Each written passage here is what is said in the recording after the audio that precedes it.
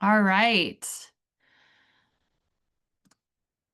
Welcome everyone to the Great Lakes ROTA-RC presentation. Today's webinar is How Humor Helps Applying Humor with Stress. This webinar is being hosted by Great Lakes ROTA-RC's regional partner, The Ohio State University and OSU Extension. I'll be your host today. My name is Kelly. I am a project director with the Ohio Youth Resilience Collaborative at Ohio State. Um, I also have a co-host joining me today from Wisconsin. Amanda will be helping out as well. So um, we're very, very happy to have you all here today. Before we get started with our presentation, we just have a few quick housekeeping items to address. Um, so first we're going to just share about our funding acknowledgement. The Great Lakes ROTA-RC is funded by Substance Abuse and Mental Health Services Administration, or SAMHSA, to provide training and technical assistance to rural communities within the Great Lakes region. Collaboratively, we develop and strengthen community capacity to prevent, treat, and support recovery for opioid use disorders and other mental health conditions and substance use disorders. Through cooperative extension state programs, we employ evidence-based emerging practices and provide virtual and on-demand education for rural community members regarding substance use education and other relevant topics in mental health and substance use disorders. In communities with Indigenous populations, the project co-creates culturally responsive holistic health education and resources. We also provide evidence-based resources and research, as well as technical outreach to professionals working in and with rural communities. We invite you to learn more about the Great Lakes Rural Opioid Technical Assistance Regional Center and its resources and partners by participating in our grant products. We have a website here, and there is tons and tons of great resources there. Also, as we prepare to listen and engage in the session content, let us take a moment to promote the use of affirming person-first language when discussing behavioral health disorders. As we create an environment of learning together, let us create a learning space that is welcoming and safe for everyone. As a virtual learning community, we ask that all participants support non-stigmatizing, recovery-oriented language that can help reduce negative bias and promote engagement. We invite your active participation from whatever space you are joining us today, and we welcome you formally into the Great Lakes ROTA-RC virtual learning community. I am so pleased today to introduce our speaker. Mallory DeSalle is a licensed mental health therapist and a Mint certified motivational interviewer. Over the past 20 years as a helping professional, Mallory has served in prevention, treatment, and recovery roles. With a passion for creating engaging learning spaces, Mallory invites learners to laugh while they are listening and learning. Mallory is a certified humor professional, which we're all excited about today to hear from her about, a faculty member at Indiana University in the School of Public Health, a TEDx speaker, and an Oreo fanatic. She has tasted more than 100 flavors from across the globe. With her partner and 3 teenage children, Mallory lives in Bloomington, Indiana. Welcome, Mallory.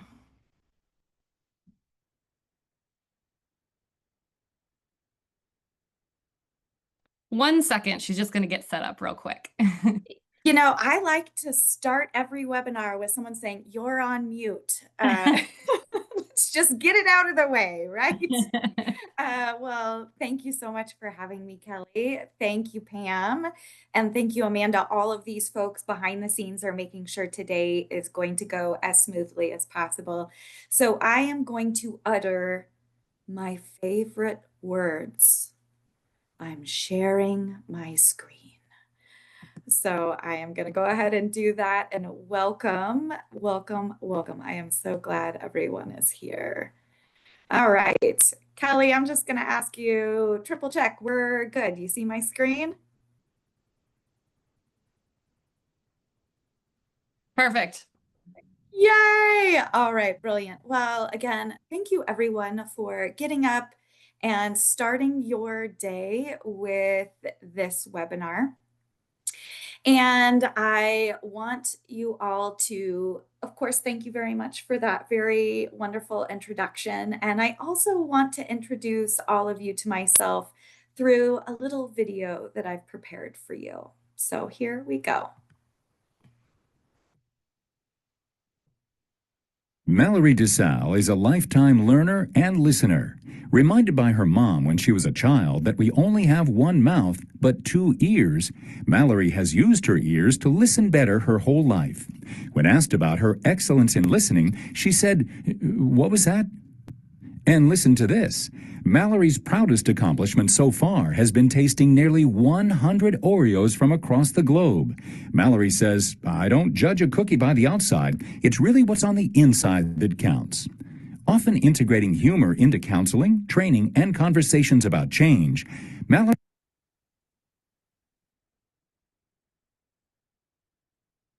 hopes to inspire people to be creative, curious, and kind.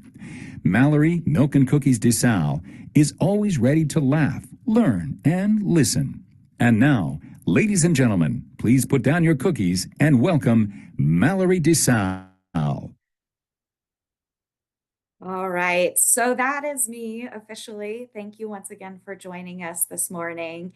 And one other thing that I like to share about myself as I have an opportunity to spend time with all of you today, and for those of you that are watching this recording, time with you as well, as not only am I a professional in the field of prevention, treatment, and recovery, I am also a client. I am someone that lives with depression and anxiety. And because we're here to talk about humor, I am in recovery from being a serious person. And I mean that because I, for many, many, many years, felt as though the only way I could be effective is if I was very serious. And what that ended up doing was really turning me into a very stressed out professional and someone that really needed more support and aid than necessary when we can do some prevention and use humor to help ourselves and create a community around us that can help ensure that everyone feels like they know what they can do to smile, laugh, and be ready to address any of life's hardships. And that's what hopefully we are going to do together today. And so I'm going to invite you to sort of shed your official name tag. Take out your business cards and put them aside. I want you, don't change your Zoom name. That's how you get your CEUs. But I do want you to invite yourself to shake off the serious. And first thing I'm going to invite you to do is just take your right hand and on your left shoulder, wipe off all the judges. And on your left hand over your right shoulder, shake up all the judgment. Now you can begin the activity that we are going to try by inviting everyone to be their most absurd self. And this is called Say My Name, Say My Name. So I'm going to invite you all to play a little bit. And we're going to play several times throughout today's workshop. But with that being said, you get to decide what is the most comfortable to you. One of the first lessons in applying humor in a way that relieves stress is you get to decide what makes you laugh. And humor is for you, about you. So with that being said, you don't have to participate actively in order to get your CEUs today. And your funniness does not equal the number of CEUs you get. So everyone gets to decide what fits best for you. And here's your first opportunity. Say my name, say my name. So I'd like to invite you all to think about what's a new absurd name that you can go by during this workshop. Oftentimes, instead of silly nicknames that we've been given, it's helpful to have a formula that you can use to name yourself. And so I've offered you a couple of methods for giving yourself an absurd name. And Kelly and Pam and Amanda, I'm going to invite you to do this as well. And start putting these in the chat box as soon as you know what your absurd name might be. So you could start with a title like Her Royal Highness, Captain, Doctor, Mr., Mrs. And then you can add your favorite food. Like I would be obviously Her Royal Highness double stuff. Or you can add Lil, it's like a rap name, and your favorite drink. So I might be Lil Latte. Or you can put your pet's name, a piece of clothing, and add the word bottom. For some reason, that's hilarious. So you might be Fina Sock Bottom. Or if you have a silly, absurd nickname, go ahead and put that into the chat box as well. Now, I'm not saying Nana because Nana is a regular nickname that your grandchildren might give you. But if you are someone that is silly and people give you a nickname, like some people call me Melorio, go ahead and put that in the chat box. And then, Kelly, I'm going to invite you to share with me what's coming up in the chat box. What are you seeing We people got some saying? good stuff. So, Ooh, consulting pickles, floating, and listening from northern Minnesota at the cabin. We've yes. got Little Dr. Pepper, Nurse Yeah. Burger, Throat Wobbler Mangrove, Cammy Sock Bottom, Lil Cocktail, Madame Lasagna. I like this one, the Duchess of Spice Bag. Ooh, Uh, yeah. Herb Flip Flop Bottom. That one's hard to say. Henry Scarf Bottom, Lil Livewire, Rosie Ooh. Short Bottom, Belle Hoodie Bottom, Miss Chrissy Bun Bun.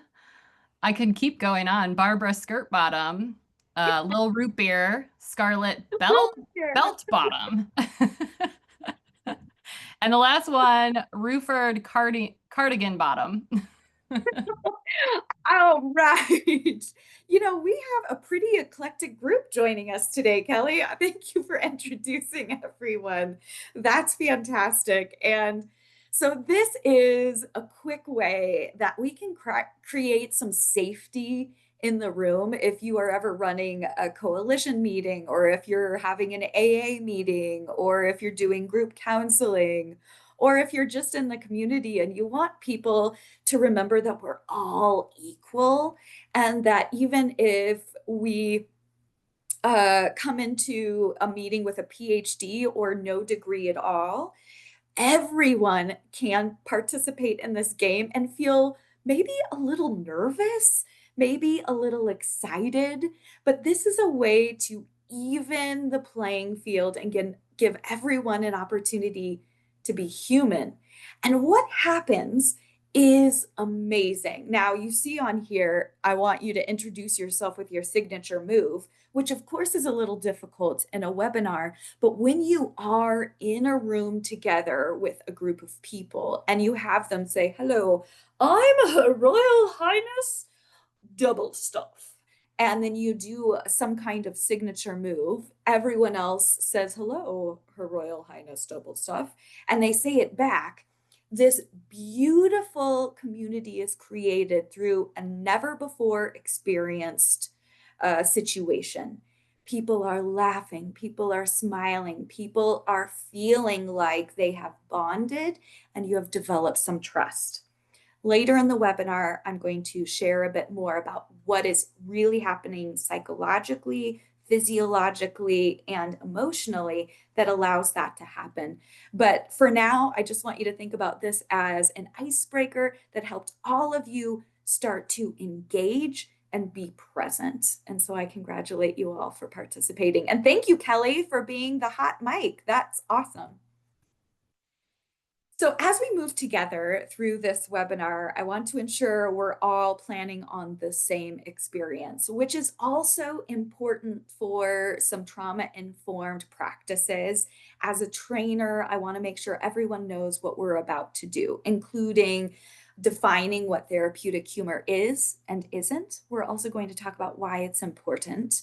We're going to explain what the physical and psychological benefits of humor are, as well as identify and practice a little bit several techniques, but I'm going to say we're going to cover at least 3 for applying humor and reducing stress. Just another reminder that though there are opportunities for you to engage, once again, this is at your own comfort and level of interest in engaging in the chat box. And so far, I'm seeing we have some actively involved people. So thank you very much for doing that. So here's another chance for all of you to engage in the chat box. And Kelly, I'll ask you to share what people are saying in just a moment. We just did an engagement activity that hopefully elevated your spirits a little bit. With that being said, I want you to rewind before this webinar started, and I want you to tell me how generally do you feel like you are feeling when you go to work on a daily basis? How do you feel like the people around you are feeling? And I'm just going to invite you to put that in the chat box, and then we'll see what's popping up for people. Give me an emotion. Are you feeling joyful, renewed, stressed, overwhelmed? Nobody can say underpaid unless we know we can change that. No, just kidding. We're all underpaid. What's coming up in there for us, Kelly? We've got hectic, a bit unbalanced, tired, stressed, meh. I feel like that captures a lot. Meh. Overwhelmed, anxious, dread, nervous, excited, big event tonight for someone, uncomfortable, overwhelmed, sad, annoyed, tired. Do I have to go? I hear that. I start off with a new day every day, inconsistent. Thank you, everyone. Kelly, once again, thank you for the microphone. And I have to tell you all that this is the most honest a group has been when I have asked this question. Now, I often hear a handful of those, but then I hear sometimes like, great, I'm feeling good, so relaxed. And those responses of happy, great, so relaxed are not what the data tells us. What each of you have shared in the chat box is what we are seeing in our communities when we ask people how they are feeling. So this data comes from Gallup, which is a survey that is collected nationally and globally about how people are feeling. And the reason I'm bringing this up is because this is all about how can we apply humor to stress. And so we need to know, how stressed are we? And what we see is that only 21% of employees globally feel engaged. Only 33% of people are feeling like they are thriving, which means they are engaged, they are active and excited, they are really in it. And when you put those two together, only 9% of people are both engaged and thriving, not just surviving, but growing. So that is just scary that only 1 in 10 of us are feeling like every day is a great day and I feel ready to go. Instead, what we're seeing is that stress, as evidenced by what you shared in the chat box, is at an all-time high. 44% of people report that they feel stress on a daily basis. 40% say they are worried. 23% say they're sad. And 21% say they're angry. And you know what? Sometimes I feel all of those things in 1 hour, let alone across a single day. So stress is something we have to start addressing. And though I know all of us that are in treatment and prevention and recovery, we're already working so hard to cover so many things. And in rural communities that have less access at their fingertips to organizations and resources, there's even a higher level of, okay, what do we do now? We know we're stressed, but an hour to the closest resource. Now what? So that reminds us that we have to continue to collaborate internally with the strengths that we have so that we can address these feelings in the ways that will help reduce the level of concern. And as a result, we want to be able to know who do we need to pay attention to the most and look around at the people in this webinar. Uh, I'm trying to remember the funny names. If I had the chat box pulled up, I just remember like Lil Root Beer maybe. And so if Lil Root Beer, if you're out there, I want you to know we see you. You're here because 93% of mental health workers are expressing that they're feeling stress, 86% anxiety, 77% frustration, 76% exhaustion and burnout, 75% said they're overwhelmed. Now, that's how the chat box looked. Are all of you now looking around saying, Mallory, I thought this was going to be a funny webinar that was going to help me feel better. And all you're telling me are really scary statistics.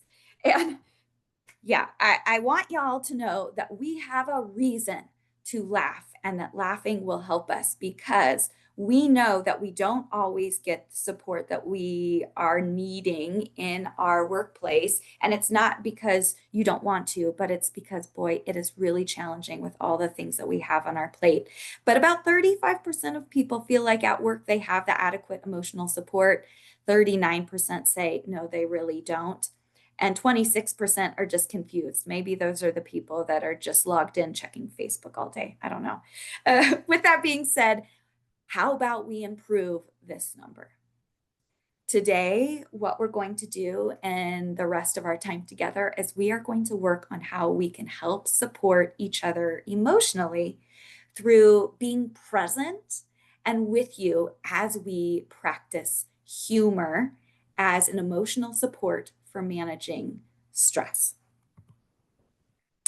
What I'm going to ask you all to do is to, again, shake it off a little bit, and we're going to watch a little video so that we can laugh together. And this laughing video is pretty short, but I want you to take a deep breath and let's see what happens.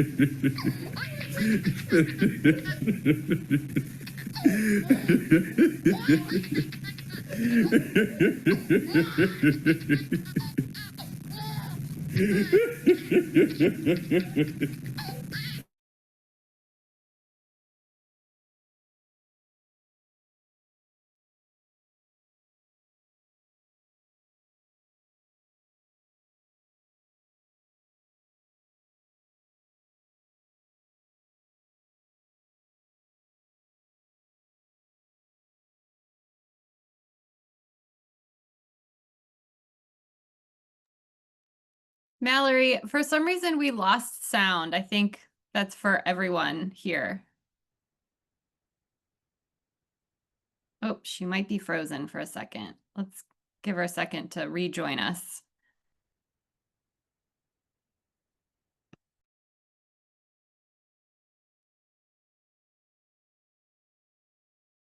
Hang tight, everyone. She'll be back in just a minute. While we wait for Mallory to rejoin us, this is Pam. I can tell you that what I was feeling, Kelly, was a wash of that endorphin feeling I have sometimes when, you do have those deep belly laughs, that's very calming and you can feel it flow out to your entire body.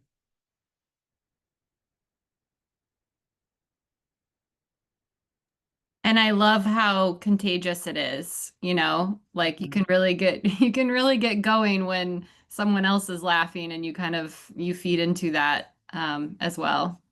Yeah, someone says it got a smile out of me. Yeah.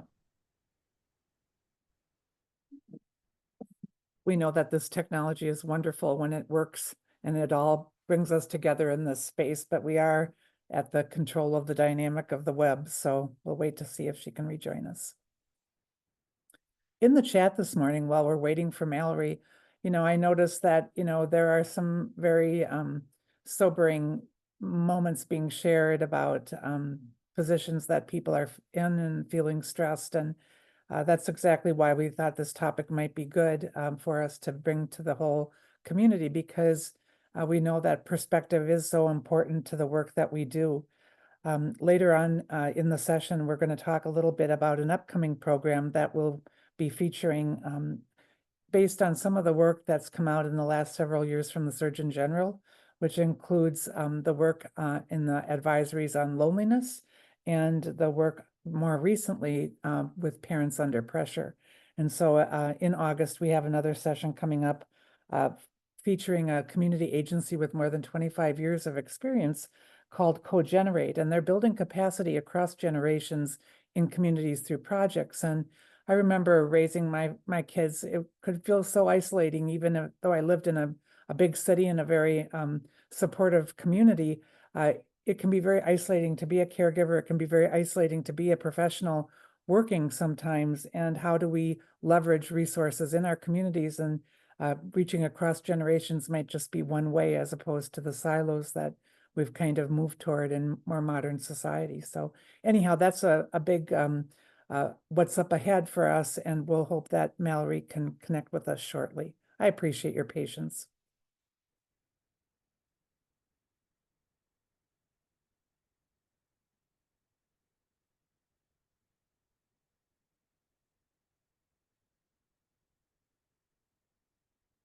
While Kelly's still checking, I'm going to do a shout out for some of the resources that have been in our library. At the Great Lakes ROTA-RC website, you will be able to go to, I think they call it something but past but not forgotten. It's some kind of link to an archive of programs, not just from our work with The Ohio State University, but across 5 other states with partners who have been doing programs for now 3 years of service. And there's a variety of topics there that are very worthwhile. I'm thinking about stigma reduction and Alex Ellswick's work from the University of Kentucky. We've also had presenters on innovative outreach to communities in rural settings with the implementation of Narcan, vending machines in some communities. A lot of good stuff there if you have the time to go browse, maybe pick up an hour or 2 of your own personal professional development before fall programming hits again. Kelly, what are you seeing about? She is joining. She's attempting to join us right now. Yeah, okay. Thanks for that pitch. And Amanda put in the link or in the chat the information about our on-demand learning center. So there's a link in. There's so many good sessions and workshops that have been offered regionally. And so, yeah, definitely check that out when you get a chance. She is still attempting to join us, so I wonder if she's having some connectivity issues.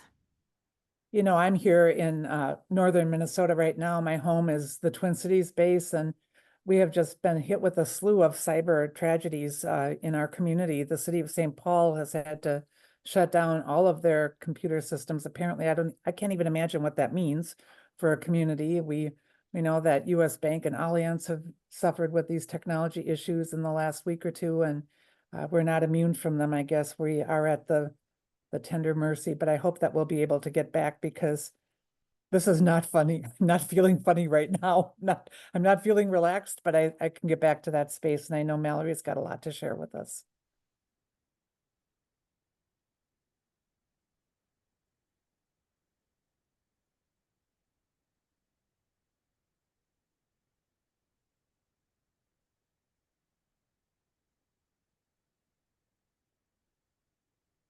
And I'm thinking aloud, if ultimately Kelly, Mallory is not able to reconnect with us, perhaps we'll be able to make a recording and send it out to people.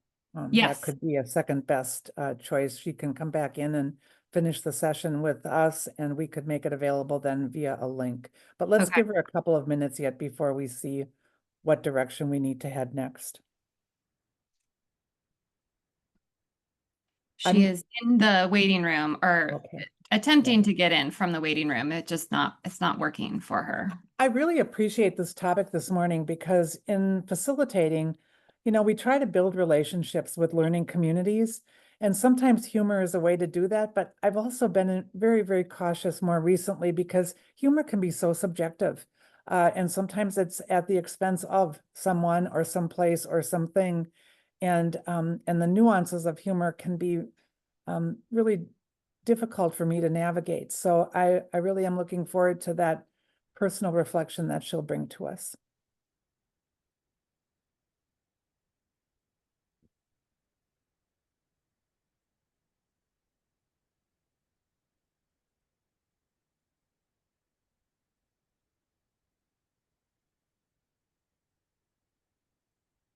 I love what I'm seeing in the chat, Kelly, while you're working with Mallory. The kingdom of seriousness is trying to keep us from laughing and smiling and using humor.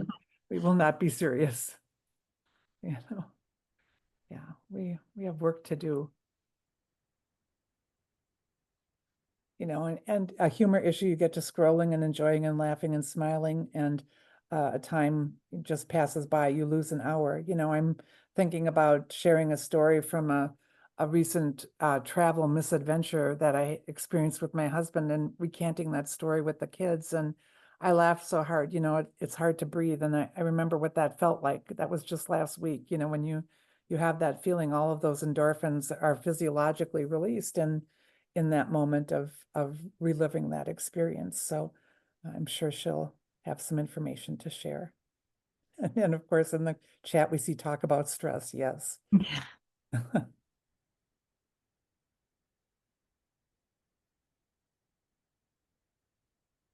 Well, unfortunately, she seems to still be having an issue getting on here. So we can give it a few more minutes, but I understand if folks don't want to wait, we'll see what happens here in the next few minutes. I appreciate everyone's patience. Yeah.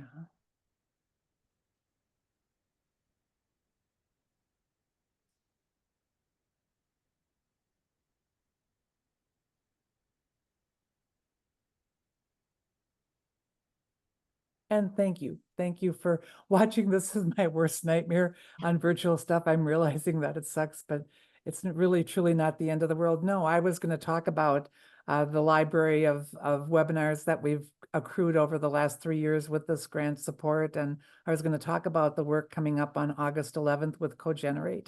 That is the date. If you want to make a quick note, we'll make sure to put it in a link that we send to you when we reach out to you either with an evaluation or with the link to this entire program for you to view on your own. It's been a remarkable opportunity and privilege to work with this group of professionals to support services so diversely from this format. And it is our worst nightmare, but at the end of the day, I think Mallory would tell us to keep calm and carry on, and we'll give her another minute or two and then see where we head, Kelly.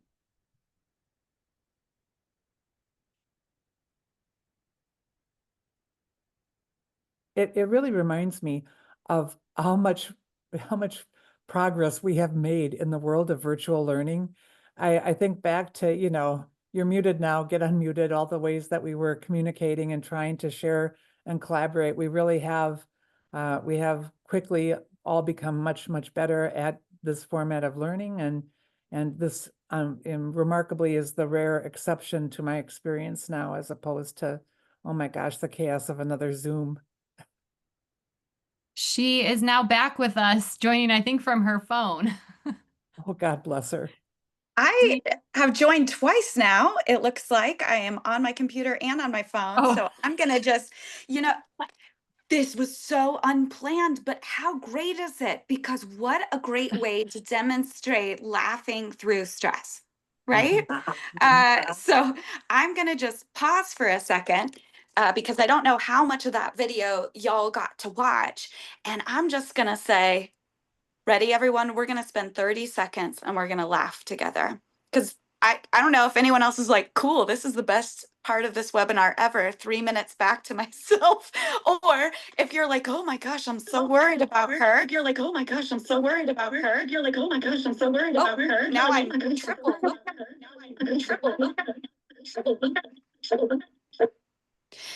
Anyway, let's all laugh together. Okay. So Pam and anyone else that would like to unmute yourself, Kelly, I say everyone unmute yourself all at once. And we are going to just spend 30 seconds laughing. I'm going to time us. It's going to be great. Okay. First, I'm going to move myself a little bit. All right. 3, 2, 1.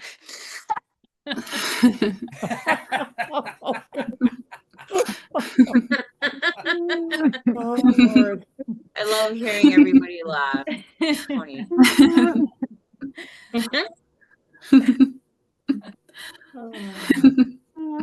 This is great.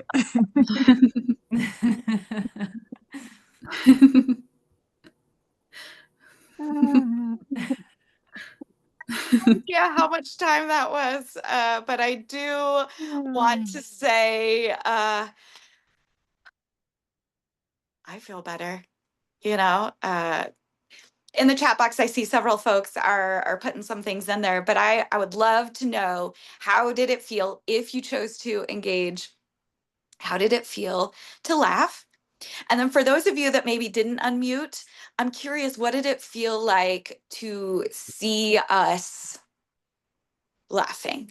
I'm just curious about that, because certainly a statistic I shared when I still thought I was on Zoom, but y'all weren't with me, is that we are 30 times more likely to laugh when we are in a group. And that's an important statistic, y'all, because it means that Zoom, for instance, makes it less likely that we're going to laugh together because we're all very respectfully muted. And I believe in COVID that played a contributing role, correlational, not causal, of course, a role in feeling disconnected and not feeling as supported because we didn't have the ability to laugh together. That video that I started to share, I'm not sure that you saw all the way, but it's a gentleman who's watching a baby laugh. One of the easiest ways to give your body a gift of some scrumptious neurotransmitters of dopamine is to see a baby laughing. And so a quick pick-me-up is to watch a baby laughing video.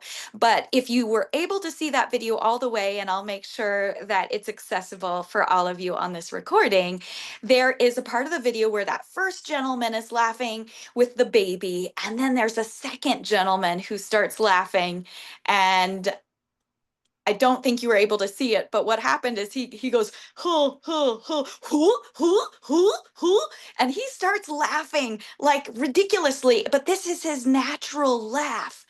And that is a brilliant thing for us to see amongst one another, because we don't get to learn about each other in the same way. We don't know what each other's laugh sounds like when we work from Wisconsin to Ohio to Michigan to Minnesota to Indiana. We don't always know the insides of how joy is experienced. So when you laugh together, you get to learn more about each other, and you get the experience of surprises. So in humor is defined as the benign violation of the norm. And the benign violation of the norm is important in humor so that you can laugh. Now, humor needs to be treated respectfully, because certainly we can't always have humor in a way that surprises us, because sometimes that is not as generous as it could be. As Kelly shared earlier, we want to make sure that humor is honoring of culture. It is honoring of individuals that are communicated in the language that's most supportive of them. And we also want to make sure that we aren't misappropriating through humor. With that being said, humor can be a way that helps people connect. And so I want to tell you a little bit more about why that is in our brain and in our body. And one of the things that happens when we laugh, as I shared with you earlier, is you get a quick bump of dopamine. And that is fantastic. How many of you like having fun throughout the day? I know I do. I need it. If I want to stay engaged in my job, I have to have some fun. With that being said, dopamine is also the kind of neurotransmitter that we experience typically when we're eating food or if we're engaging in sexual activity in a safe and healthy way. And so this also is an neurotransmitter that helps us remember things, which is why when you're having fun learning, hopefully like today, you will remember it more. And so it can be really powerful when you're working with groups or coalitions or community members that you find a way to connect with some kind of dopamine experience. Laughter and humor also helps release serotonin in our body. And I myself, I need more serotonin. You know, I get mine through a prescription, but I also get serotonin through laughter. It helps me feel healthy and it helps everyone feel more connected and well in our wellness, in our body. So that is something else laughter does for us. It also gives us energy and endorphins. It's important for us all to know that we can get the energy we need. Now, certainly it's not just through laughter. We have to eat well, we have to drink water, we have to sleep. And yet, how many of you, and I know many of us, have said, boy, I wish I could bottle up the energy that little kid has? I have some news for you, friends. Children laugh about 300 times a day.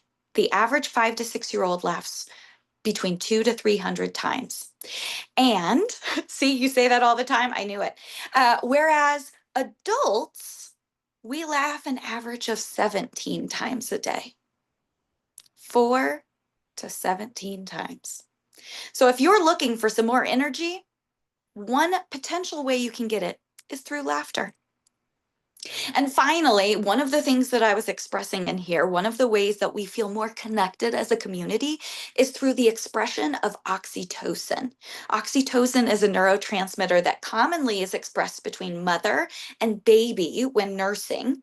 It is also expressed between father and child when playing, especially sort of tumble play, and also guardian and parent of all sorts. They experience it when they have close connections and bonding, but you also have it when you're in a group and you laugh together.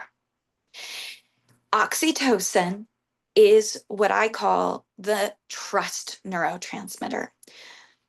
In the field of rural treatment, recovery, prevention, trust is foundational. Growing up in a very small town in Nebraska, there is a feeling that people that live there understand our stories the best, and that people coming from the big city or from outside of our community don't understand our story. The best way to connect and to build trust can be through storytelling and laughter. Now, it's not the only way, but one very good way is through that exchange of laughter. Now, that can't be laughter at the, creating a joke about the people in my community, but it has to be us laughing and inviting people from outside our community to laugh with us, not about us, with us. Nothing about me without me.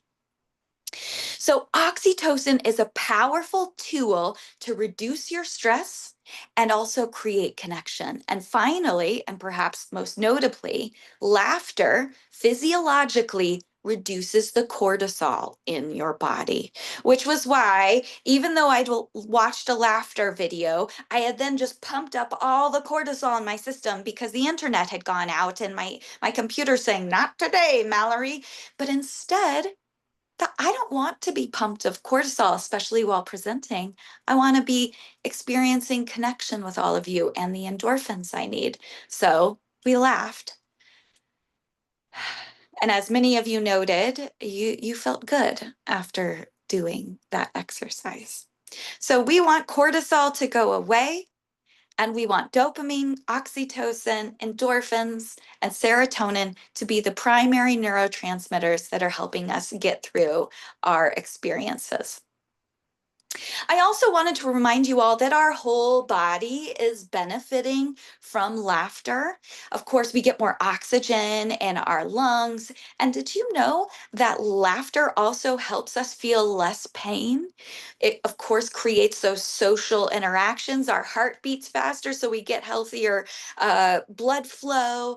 And I jokingly put, and this is not written in evidence, it is a Malloryism, it just makes you a funnier person and have more fun.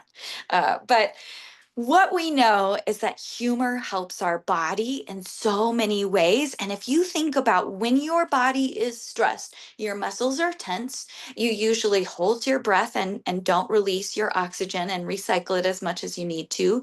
Your blood pressure is intense. You are stressed and have more cortisol, and you increase your anxiety and depression. Conversely, if you laugh more, you can address all of those things. So it can be vital to help address how you are managing your stress. Further, in the workplace, it helps increase your team performance, improve employee resilience, and keeps them on staff, and helps your leaders be more effective. And I don't know about you, but all three of those things are things that certainly I want in my workplace. The other thing that I want to touch on is that not all humor is therapeutic. Humor instead is comedy, which is performance, therapeutic, which is for internal work. So therapeutic humor is different from just telling jokes for the sake of entertainment. It is for the sake of helping someone reduce their stress and experience a new way of being in the moment. And so therapeutic humor is known to reduce, my slide says negative emotion. I really should change that to unpleasant emotions, because if you're a psychologist, you've probably heard there is no negative emotion. But there are unpleasant emotions that we don't love. And so therapeutic humor can help us reframe the feelings that we have, and it can help, in some ways, change the situation itself. I'll give you an example. In 2017, I was working in the field of motivational interviewing, and I was planning an international conference in Ireland. The night before the event, I was so excited. I had a hard time falling asleep. It was sort of like Christmas, how, you sort of think, go to sleep, you'll wake up and you'll be ready and it'll be the day and it's going to be great. But I finally found myself asleep, and I'd set my alarm for 6 in the morning so I could be at the conference registration by 7 and begin the biggest day in my life. I was going to be running the conference. I was going to be running a mentorship program. I was going to be giving a presentation, and believe it or not, I was going to be doing stand-up comedy in Dublin that night. When I woke up in the morning, I realized I wasn't in my hotel bed.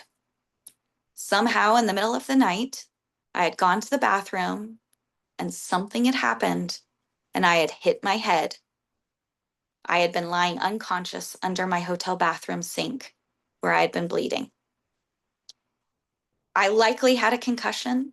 I definitely didn't have any memory of what had happened. I was disoriented and I needed help immediately. A friend of mine helped me, and an ambulance came. And in the ambulance, I told jokes the whole way there. Now, some of you might be saying, wow, she was in shock. She was in denial.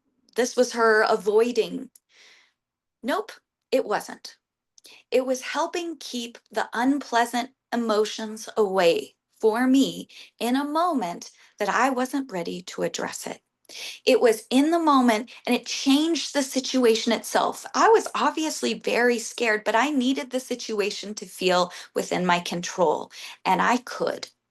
Now, after I was treated and cared for, I returned to the hotel where the conference was being held, and a colleague of mine from Sweden, who is a doctor, he came to check on me. And certainly I was still sort of telling jokes to keep control over the environment. And I said, oh, geez, what I wouldn't do to get a little attention.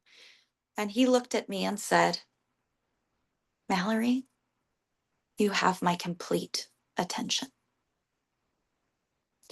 It was then that I knew I could be vulnerable. And tears began to fall. And he was able to give me a hug and let me feel the unpleasant feelings of fear and uncertainty and embarrassment. So humor helps us in many different ways when stress is extreme and when stress is small. But we might use it, as I did, as a protective guard, as a shield until I was ready to have the big feelings that I needed to and did have.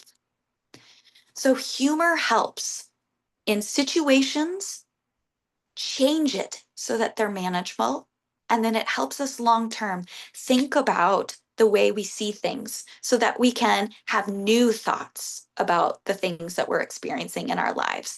So part of what we're doing with humor, and it's important for us all to remember that we are not doing this just to become comedians. No, we're doing this to help practice what we call neuroplasticity. And this is where we are teaching our brains new pathways for how we think about things so that we don't always have a bad experience and think bad things about it, but that we have a negative experience, an unpleasant experience, and we can flip it and think about it in a new and novel and absurd way, just the way you thought about yourselves in a new and novel, absurd way with your name. So I'm going to invite you to start flipping things into new ways of seeing them. And the first thing I'm going to invite you to do is just look around your desk, find something near you that's normal. This is a coffee mug. And I want you to, in the chat box, write something else that it could be that's new and novel and absurd. I'm going to say this is an instrument.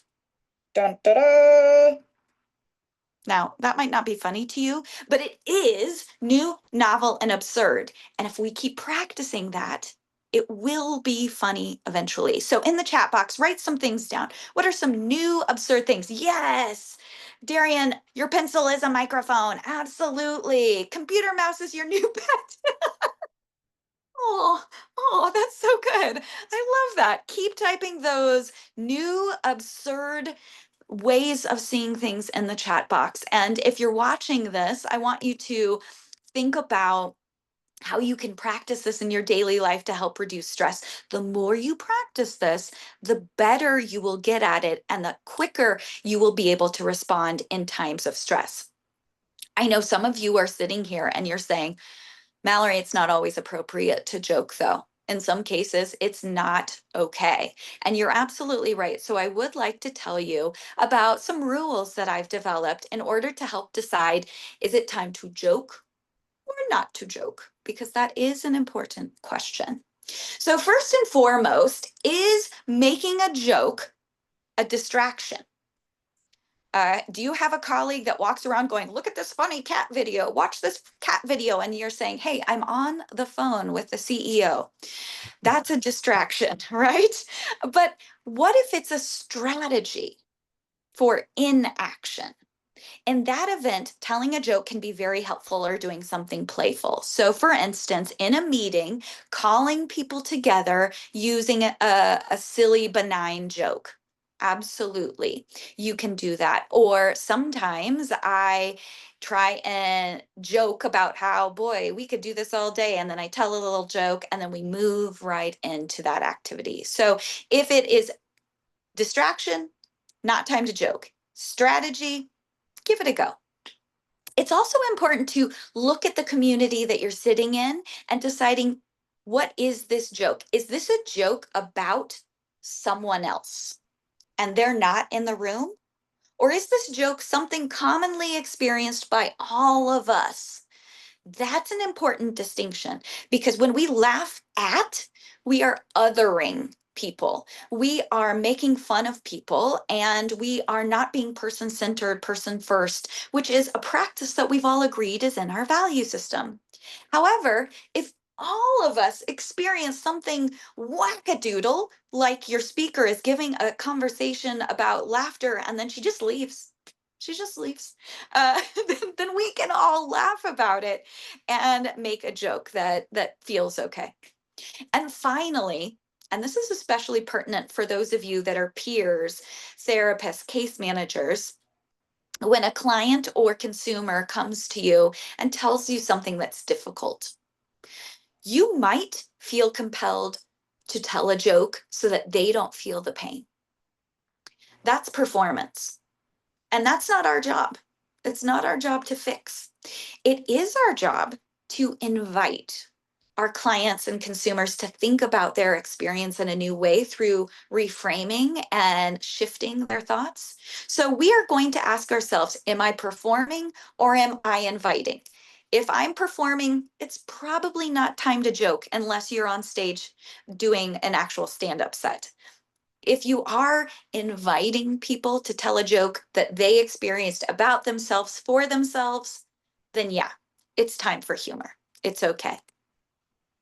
So I'm going to invite you all to do a little bit of practice. Now, I know that we have a little over 15 minutes before we're logging out officially. However, we have some of that time set aside for question and answer, and the rest of it is for presentation. So I'm going to take a few more minutes to let you all practice here. One of the skills that you can practice in the moment to work through some stressful experiences is by putting your stressful experience into a funny statement. Now, this isn't always natural to everyone, so I like to practice it first with just funny words. So, I'm king of the blank. I'm king of the pickle jar. I'm king of the toilet. I'm king of the what? Put some things in the chat box. I'm king of the Zoom going off. See, I took it one more step. I'm king of the cookies. That's right. So, as you look at these statements, all of you probably recognize most of these. I'm king of the world. Keep your friends close, but your enemies closer. Life is like a box of chocolates to infinity and beyond. Houston, we have a problem.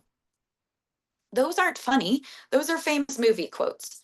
But if you take the word out and you insert something silly, you can start writing little jokes. And if you do what I just did, which is insert your frustration or your stressor in it, you can take a movie quote and make it a joke that helps reduce your stress. Like, Houston, we have a Zoom outage. That's what I'm thinking about as I laugh about what happened on the webinar earlier. Life is like a box of mute buttons, or keep your friends close, but your Wi-Fi code closer. As you practice these, I want you to kind of insert one of these and type the whole phrase in there. I'm king of the late electric bill. I'm keep your friends close, but your You know, secondary Wi-Fi device closer. What's the joke? I'm king of the unread emails. Yes, yes, you are. To scope of the to scope of the work and beyond. Yes, exactly. You are getting it. So let's say you have a grant application due and you're overwhelmed with the scope of work, or to RFP and beyond.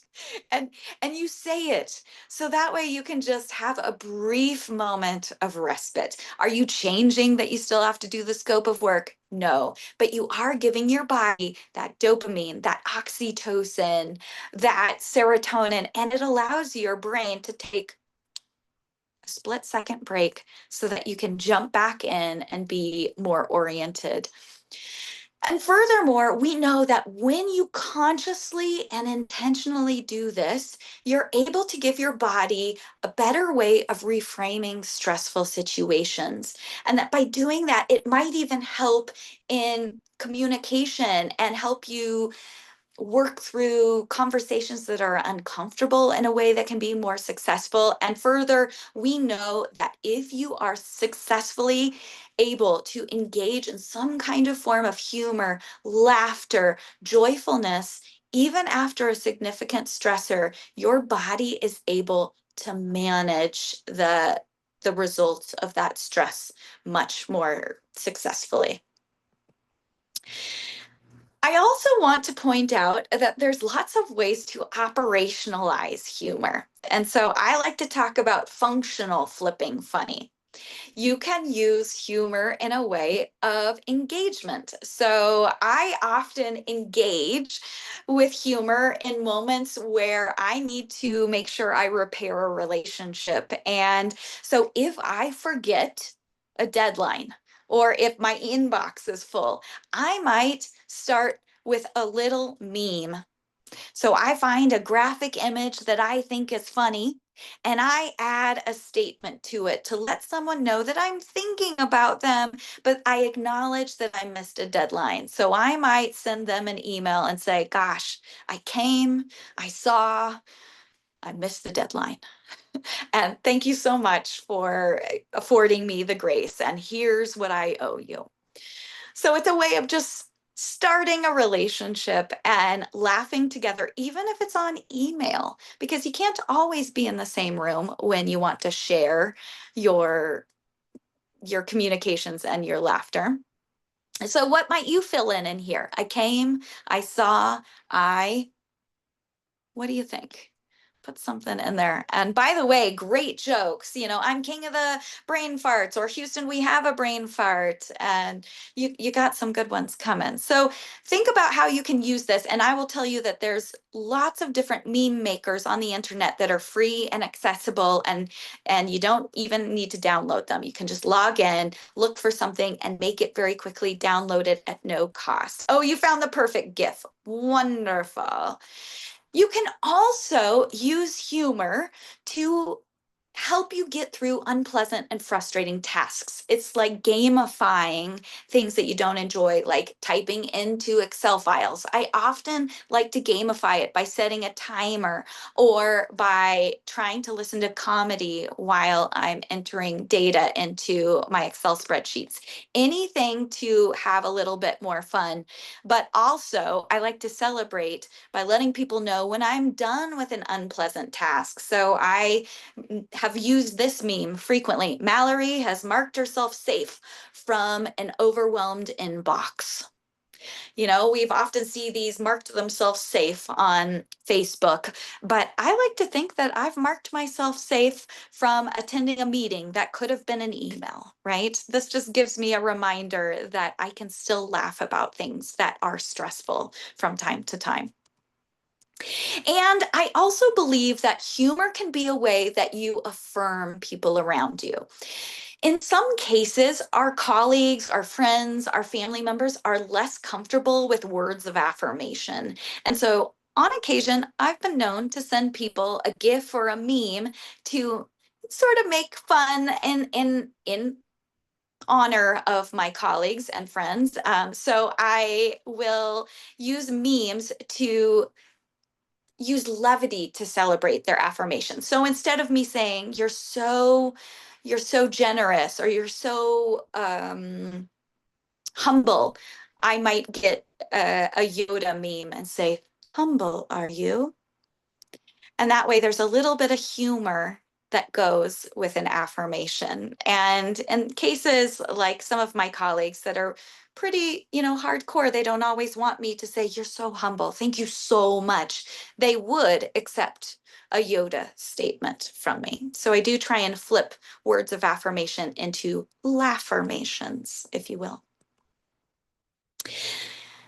So the final thing I'm going to say before I answer questions is, what do you think you could do to help flip funny and have humor help you in the workplace? How can you make the work that you do a little bit more fun, a little bit more enjoyable? How can you help laugh a little bit more in the work that you do? Yes, laffirmation. I just put an L on affirmation. And I want to close with a couple of quotes that I enjoy. This one's from Richard Branson, who I think is pretty genius. A little humor is good for the soul.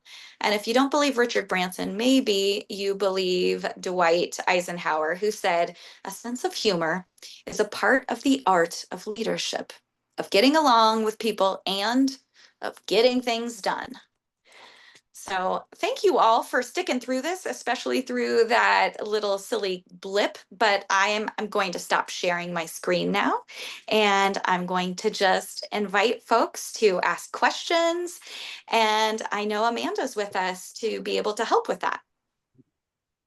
Thanks so much, Mallory. I invite people to unmute and share questions, raise your hand, because I know the unmuting can be a little challenging sometimes, or you can pop it in the chat and Pam and I will make sure that Mallory gets it. Absolutely.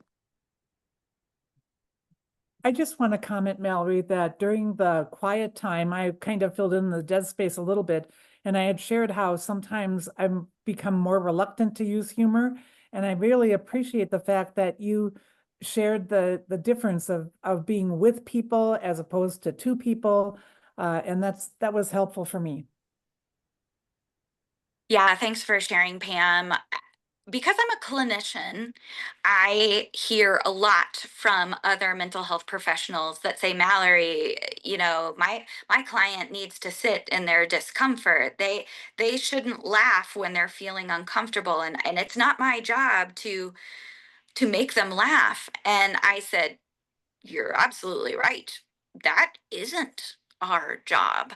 Our job is to help them make something of their experience and to help them find meaning that is digestible. And often humor can be the modality for cognitively restructuring. It really is a CBT kind of experience. But the lay world doesn't always know what that feeling is within ourselves when we see someone else uncomfortable and we make a joke. We don't know that actually that's us trying to help them, and accidentally we're fixing them instead of letting people feel empowered to find the solutions themselves, which is why that us versus them, invite versus perform is important. And it's not just for clinicians, it's for everyone. It's for parents in the car with their teenager who's sad they didn't get the part in the play. And it's for everyone. Yeah. I think that's a brilliant point, Mallory, just as far as even in our internal professional communities, it can feel hard to be able to laugh and talk about the things that we're experiencing. A lot of times as harm reductionists, we're working in really hard spaces and finding that balance of like, what is that good humor versus what is humor that, doesn't invite good feeling. So I appreciate you emphasizing that. One of the most powerful personal experiences I had with humor was in supporting my son as he expressed thoughts of suicide. And so you might think, oh, well, that's not a time that you laugh.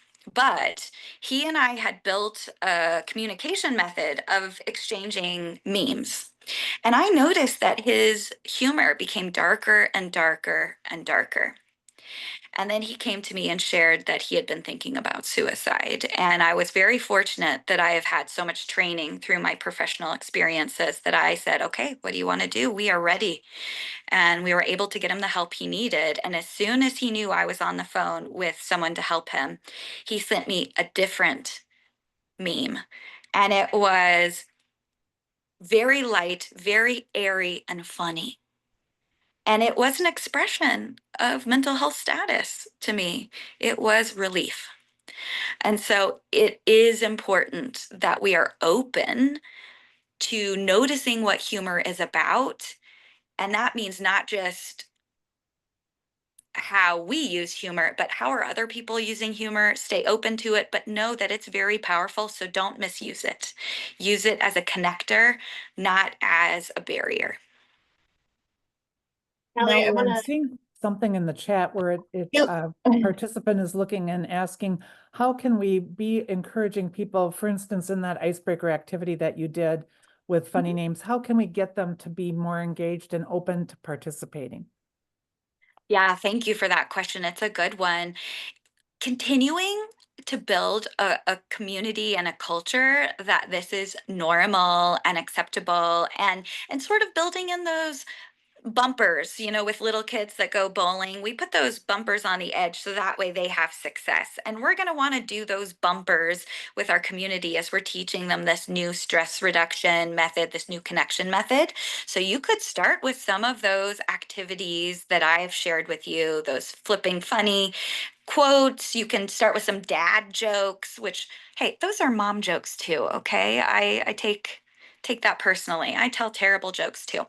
But one of the things that I have done that has really helped everyone stay engaged is I take uh, a silly Laffy Taffy type joke, like, how do you make a Kleenex dance?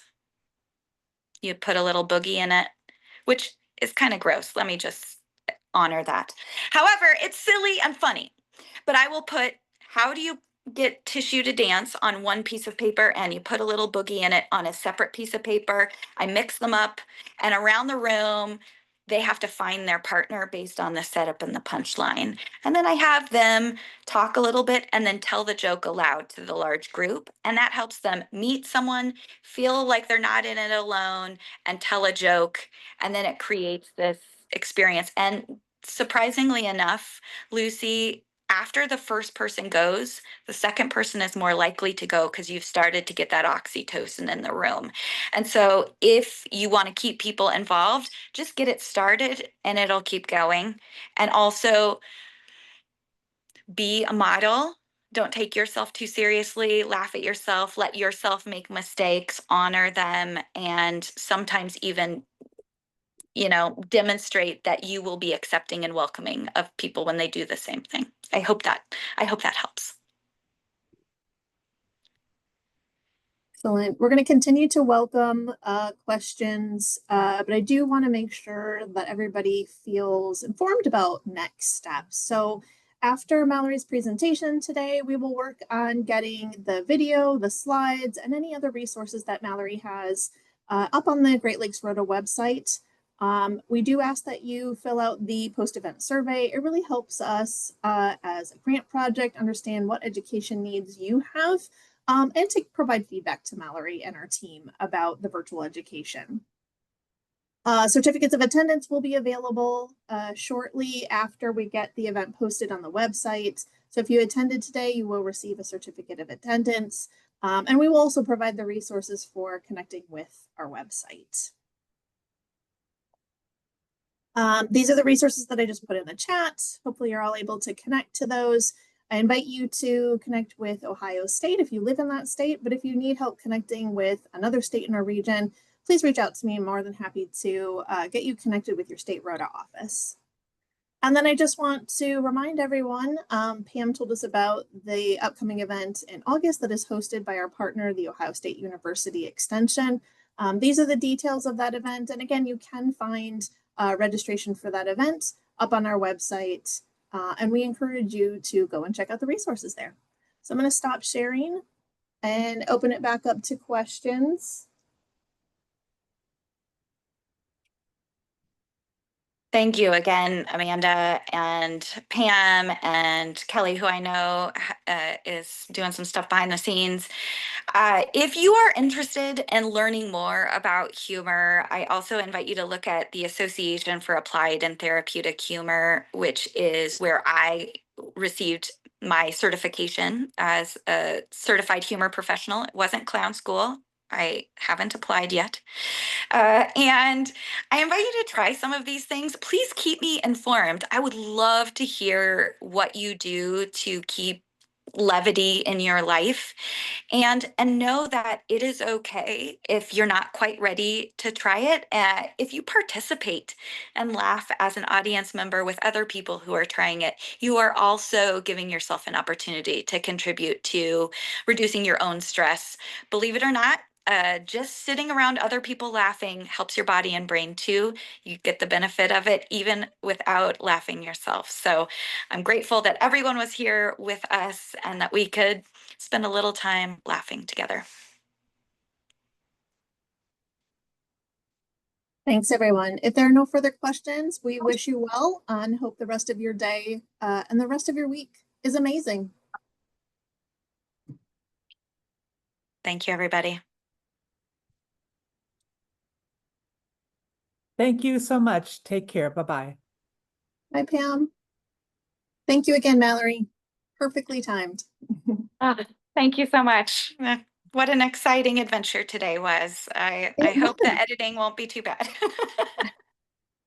You know, we'll get through it. I think you modeled beautifully how we can recover through technical difficulties, which is always a challenge, right? You know what? Why not just really model as much as I can? Well, have a great week. Thank you so much. And tell Kelly again, thank you. I absolutely will. Thank you so much, Mallory. All right. Take care. Bye-bye. Thank you so much for helping out. Oh, You're yeah. welcome. My pleasure. Absolutely. Glad to be here. Bye. Friends. All right. I'm going to go ahead and close the chat. Kelly, let me know if you need anything. Thanks, Amanda. You rock.